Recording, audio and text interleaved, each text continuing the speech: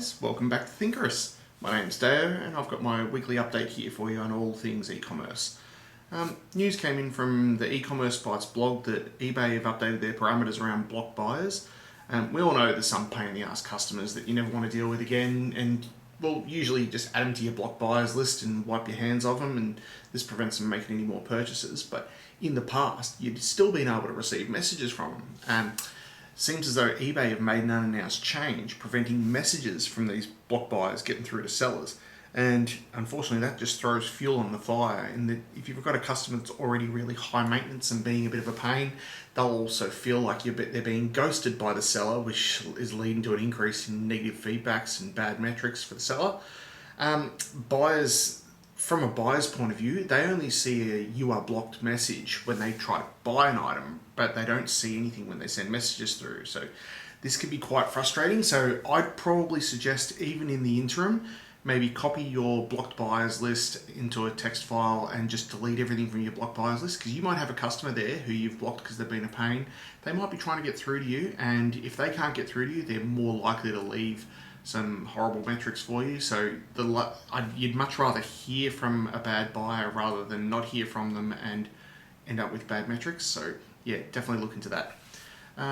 Another new bit of news, eBay have a new listing page and they're trialing bigger images on their product pages. And we all know the picture tells 1,000 words, and eBay are definitely taking it to heart and prioritizing the image heavy listings.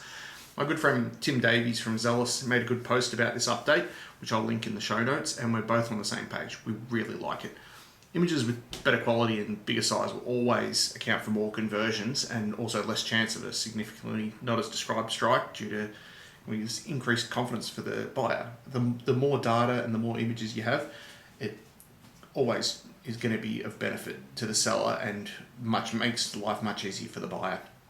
Quality of data is always by far the most important thing in e-commerce. I'm a firm believer that in e-com you really need to cover all bases.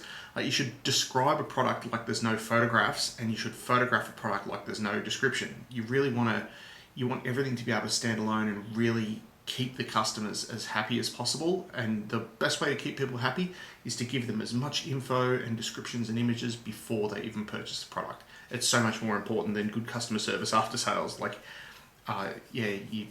This day and age, there's no excuses for bad images and bad data. So yeah, with the new larger image size, I like it. I don't know when the new large image listing format comes into play, and I don't know what the minimum image requirements are. I know at the moment that's 500 pixels by 500 pixels, which is tiny, and that's kind of useless.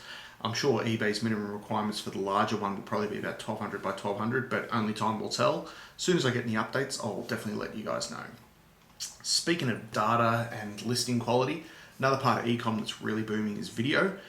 Anyone I've ever done any work with can attest to this. I place a lot of emphasis on embedding videos into listings, as it's always, without fail, shown to increase conversion rates. You can have the exact same listing that's got images and description. You embed a video, your conversion rate goes up. It's been proven time and time again. Video is such a critical aspect of e-commerce, and with the rise in TikTok and other avenues for selling, it's definitely not going to back off in importance.